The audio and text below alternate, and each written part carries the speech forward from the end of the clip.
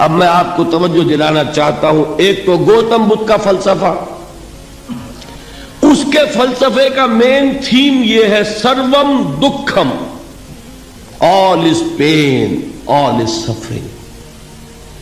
اور اس نے جو بھی اپنی محنت کی، یہ تو اللہ ہی بہتر جانتا ہے کہ اسے بعد میں ملا کیا اور کیا نہیں ملا.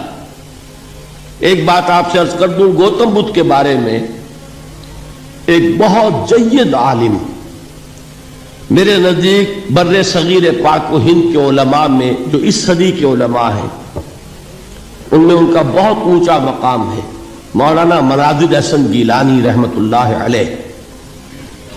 گیلان قصبہ ہے ایک بہار کا، وہاں کے رہنے والے تھے. ان کی زندگی زیادہ گزری حیدرآباد دکن میں، عثمانیہ یونیورسٹی میں استاد رہے. انہوں نے گوتم بدھ کے بارے میں یہ لکھا ہے کہ میرا یہ گمان ہے کہ وہ بھی اللہ کے نبی تھے، اور اس کی دلیل دی ہے. قرآن مجید میں ایک رسول کا ذکر آتا ہے، ذوالکفل، اور یہ ذوالکفل وہ ہے جس کے بارے میں ہمیں کچھ پتہ نہیں. قرآن مجید میں بھی ایک جگہ ذکر آیا ہے. نمبر 2 یہ کہ کسی حدیث میں اس کی کوئی ہمیں وضاحت نہیں ملتی، نہ حضور سے پوچھا گیا نہ حضور نے اس کی وضاحت فرمائی. اب یہ ذوالکفل ہے کون؟ تورات میں جو نبیوں کے نام آتے ہیں ان میں سے کسی نبی کا نام ذوالکفل کے آس پاس نہیں بنتا کہ یہ سمجھا جائے کہ یہ اس نام کی بگڑی ہوئی یا بدلی ہوئی شکل بن گئی ہے. تو انہوں نے جو کہا ہے وہ بات وزنی معلوم ہوتی ہے اس اعتبار سے کہ کپل وستو، کپل پے جو ہے وہ عربی میں ہے نہیں، وہ فے بنتی ہے. تو ذوالکفل کے معنی کفل والا، اور یہ کفل جو ہے کپل، کپل والا، جس کو ہم کہتے ہیں کپل وستو کا شہزادہ. تو انہوں نے یہ کہا ہے کہ گوتم بدھ کے بارے میں یہ خیال، یہ میں عرض کر دوں کہ اس کو ہم یقین سے نہیں کہہ سکتے، یہ ان کا گمان ہے، خیال ہے، واللہ عالم کہیں گے ہم، لیکن امکان ضرور موجود ہے. قرآن کہتا ہے وَلِكُلِّ قَوْمٍ ہاد، ہم نے ہر قوم میں ہادی بھیجے. وَإِن مِّن قَرْيَةٍ إِلَّا خَلَا فِيهَا نَذِيرٌ، کوئی بستی ایسی نہیں دنیا میں جس میں کوئی نہ کوئی خبردار کرنے والا نہ آیا ہو. تو یہ ممکن نہیں ہے کہ وہاں نبی نہ آئے ہوں، لیکن ان کی تعلیمات اتنی بدل گئی ہیں کہ ہم ان کو پہچان نہیں سکتے. حضرت مسیح علیہ السلام کی تعلیمات اگر عیسائیوں سے ہم سمجھیں تو کبھی بھی انہیں اللہ کا نبی نہیں مان سکتے.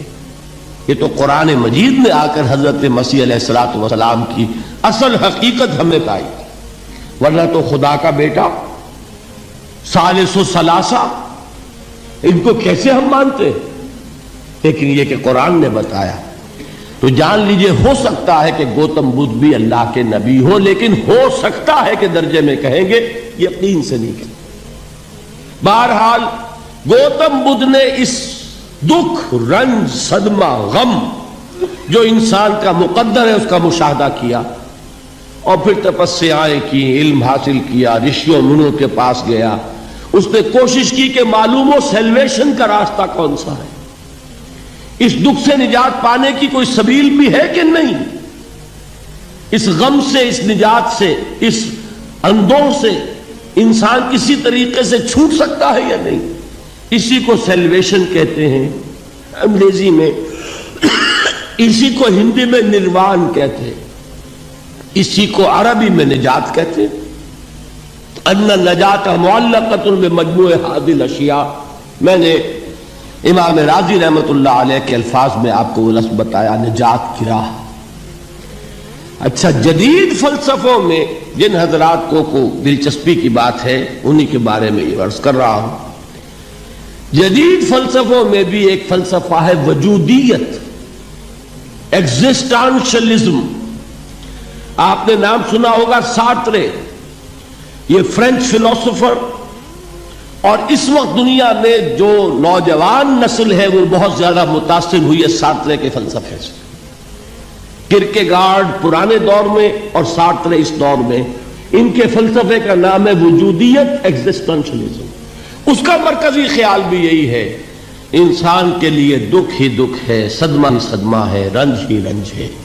صرف یہ ہے کہ کچھ حساس لوگ ہوتے ہیں وہ صدمے کو زیادہ محسوس کرتے ہیں، کچھ ذرا ان کی حس جو ہے وہ کچھ ڈل ہو جاتی ہے، کند ہو جاتی ہے۔ وہ جو غالب کا شعر میں نے آپ کو سنایا کہ مشکلیں اتنی پڑی مجھ پر کہ آسان ہو گئی، ورنہ یہ ہے کہ انسان سوچے تو دکھ ہے۔ اب یہ دکھ جو ہے اس سے نجات کا کوئی راستہ بھی ہے کہ نہیں، یہ کوسچن مارک ہے، جس کا جواب ہے تیسری آیت میں اِلَّا الَّذِينَ آمَنُوا وَعَمِلُوا الصَّالِحَاتِ وَتَوَاصَوْا بِالْحَقِّ وَتَوَاصَوْا بِالصَّبْرِ۔ جو ایک نا امیدی کی کیفیت طاری ہوتی ہے، وَالْعَصْرِ إِنَّ الْإِنسَانَ لَفِي خُسْرٍ، زمانے کی قسم ہے تمام انسان برباد ہونے والے ہیں، تباہی میں ہیں، گھاٹے میں ہیں، ٹوٹے میں ہیں۔ اس سے جو ایک مایوس کن صورتحال سامنے آتی ہے، اس مایوسی سے نجات دلانے والی آیت ہے تیسری آیت۔ ایک راستہ ہے، یہ امید کی کرن ہے، تباہی سے بچ سکتے ہو، ابدی بربادی وہ بربادی۔ یہاں تو یہ ہے کہ ہم نے مشقتیں اٹھا لی، فاقے جھیل لیے، تکلیفیں برداشت کر لیں، صدمے برداشت کر لیے، لیکن موت آئی، اس کا خاتمہ ہو گیا۔ لیکن اس کے بعد اگر خدا نہ خواستہ جہنم میں جھونک دیے گئے، وہ ابد الآباد تک کی، وہ ہمیشہ کی جلن۔ قرآن کہتا ہے کہ اگر ایک کھال جل جائے گی، جھلس جائے گی، اللہ اور کھال دے دے گا۔